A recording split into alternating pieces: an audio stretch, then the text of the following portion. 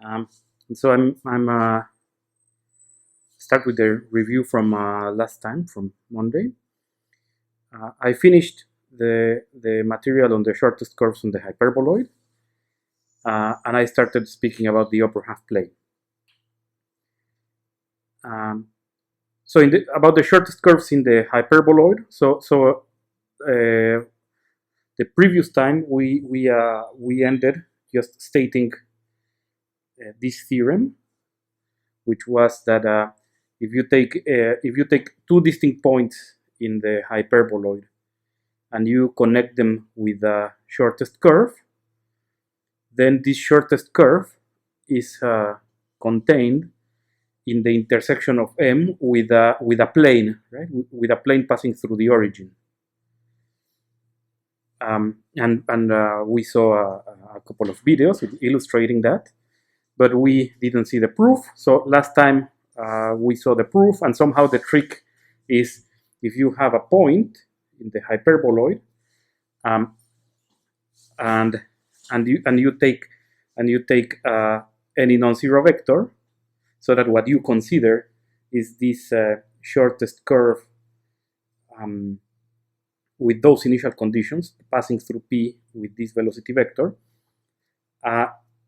then this curve determined by those initial conditions is contained in the Minkowski orthogonal of certain vector, namely any vector in the tangent plane orthogonal to this non-zero vector. Right? So for this curve, you find this two-dimensional subspace of R3, which contains it.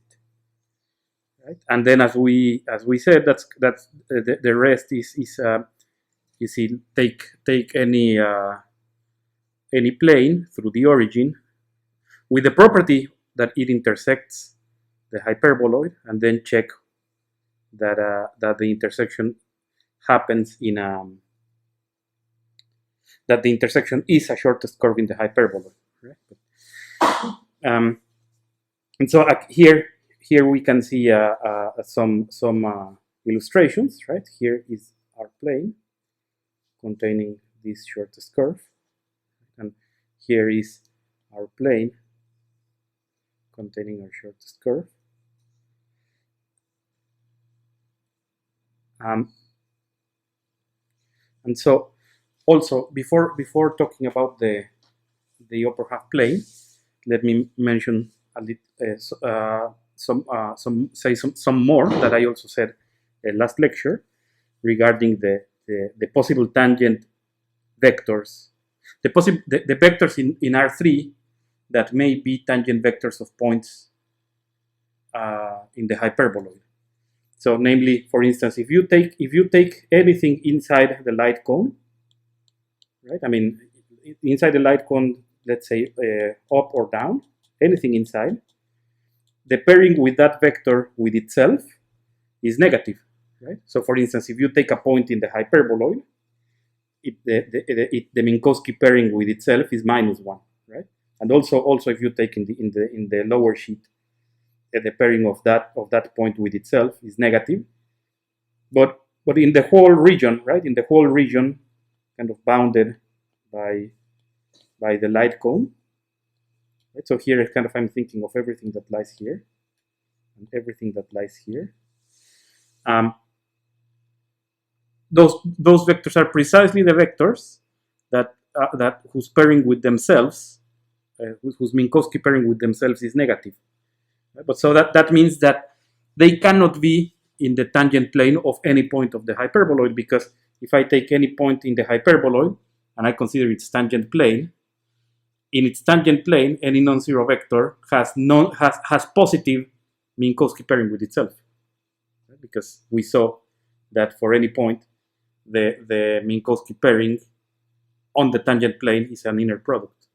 Right? So all of these that live here and all of these that live here, they are not vectors that occur as tangent vectors of anything in the hyperboloid. Right? something similar can be said about the actual vectors that lie on the light cone. So all the vectors here actually on the light cone, something similar, because the pairing with itself, for any such point, the pairing with itself is 0. Right? Okay, and so and then what we are left with is kind of this outer region, kind of outside the light cone.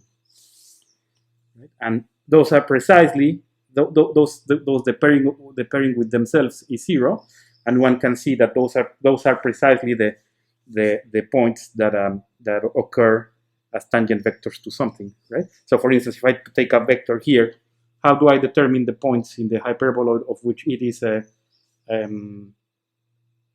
tangent vector? Well, I just compute its Minkowski orthogonal, and notice its Minkowski orthogonal is actually going to be a curve,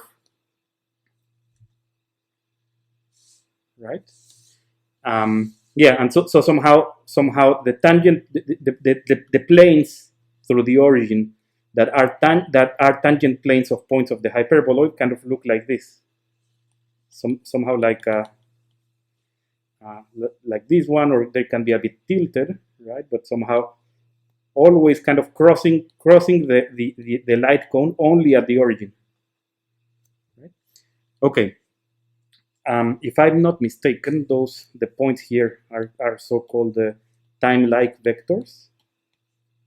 If I'm not mistaken, and the ones inside are called space-like vectors, if I'm recalling correctly. But okay, but anyway, so that's kind of the last thing I wanted to say about the hyperboloid.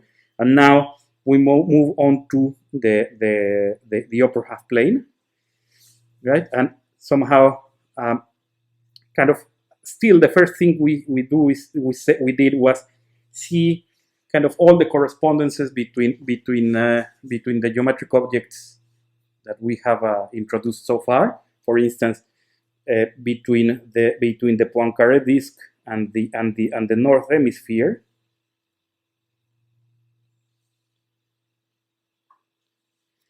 We take the stereographic projection from the South Pole, which then maps the Poincaré disk onto the north hemisphere.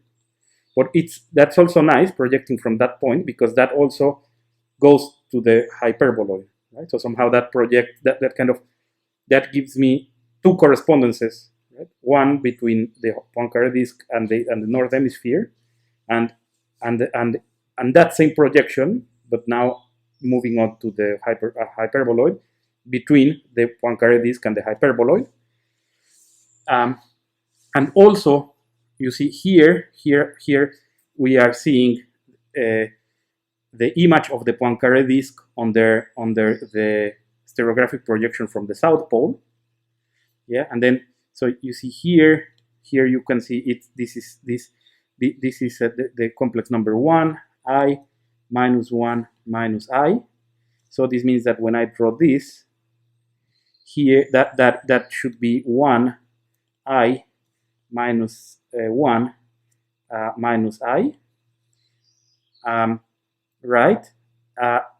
And then the way to go to the upper half plane is to place the upper half plane as the vertical plane here, which then would be, you see, since here this is number 1 and this is minus 1, this is actually the x-axis and this is actually the y-axis.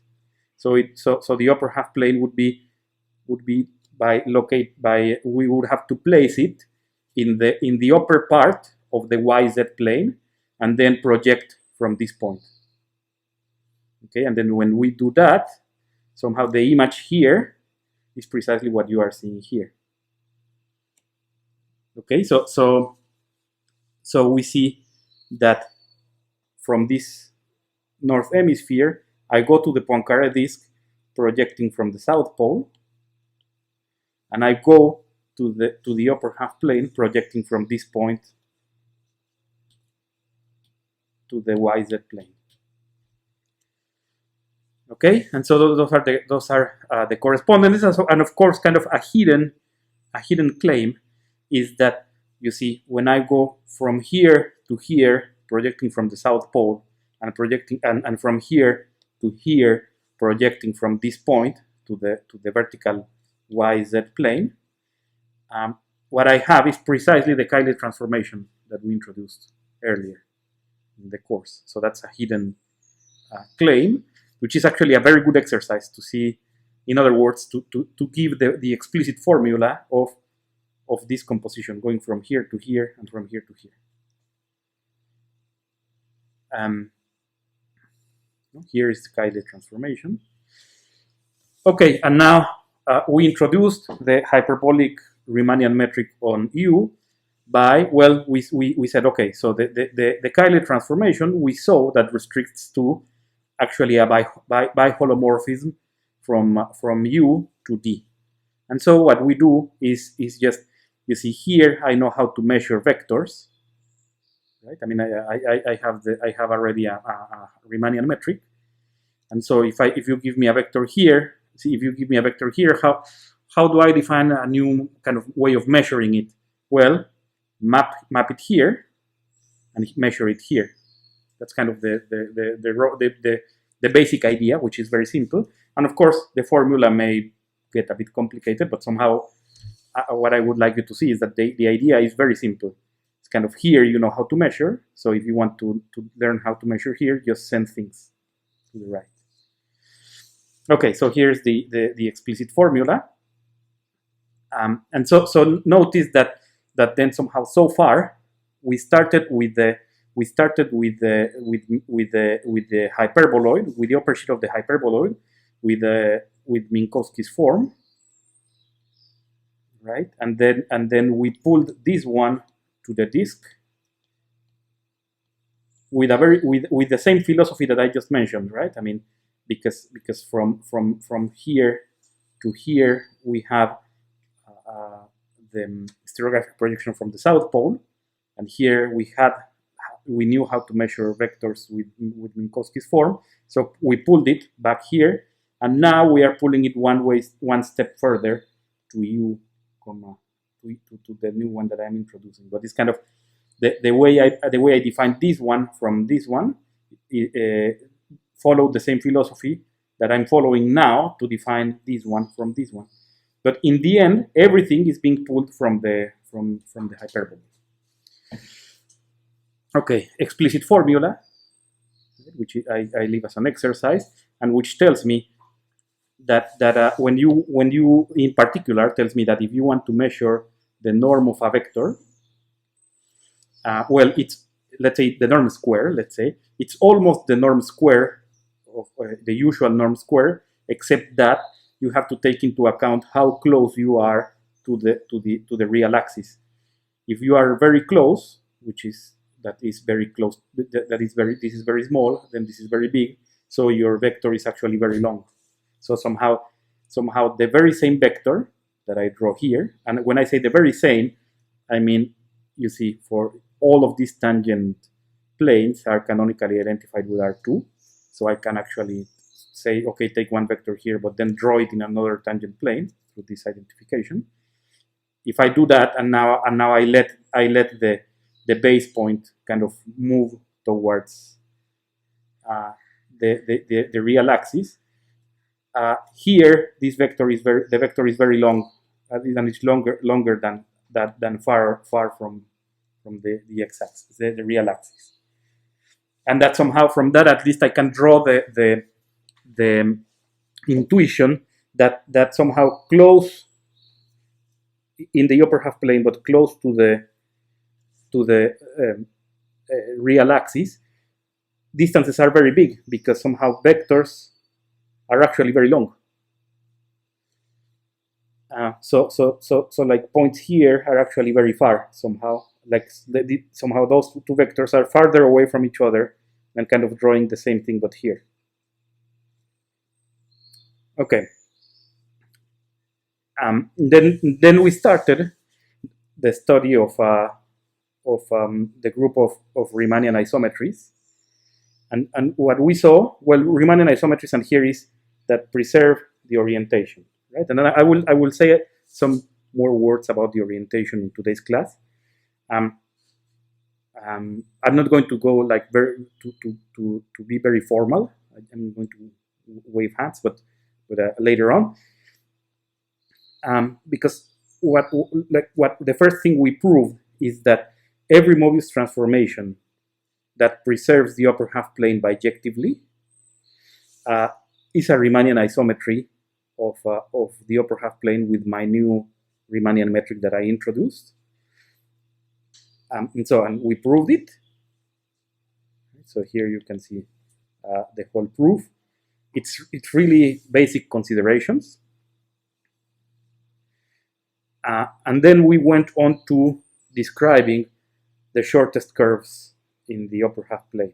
Right? So first we defined we focused on a special family of curves, kind of some candidates, which were the vertical segments, the segments of the positive part of the imaginary axis.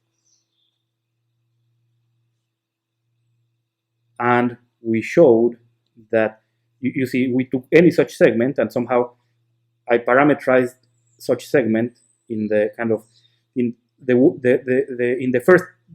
the first parametrization that comes to my mind, right? And then I showed that with that parametrization I actually have well, its length is this one, and then later I showed that it's a shortest curve in the upper half plane, because any other curve connecting AI to BI has length greater or equal than the length here. Okay, and then it was also basic considerations, and then the rest was to from those segments,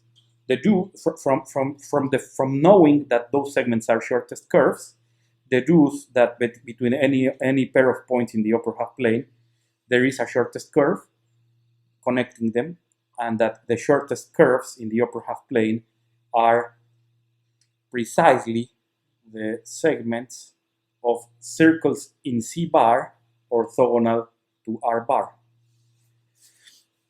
And the strategy was, if you have any 2 points, you can move them using a Mobius transformation preserving U bijectively to the positive part of the imaginary axis, right? And then so you move them, and then once you move them, you know that this one is a shortest curve, and you know that it's a segment of a circle in C bar, namely the vertical line union infinity. And here you have orthogonality to R bar. So when you map back, you have also orthogonality with the image of R bar on their nu, or on their nu inverse, but the image of R bar on their nu inverse is R bar, right? So here you have this, right? So the shortest curve connecting them is actually a segment of such circle. But somehow the argument we gave is that for these two there is one shortest curve connecting them with that property, but then I left it as an exercise to finish it, right? So that now if you have any shortest curve, it's one of those. Okay. Okay, and that's as far as it goes.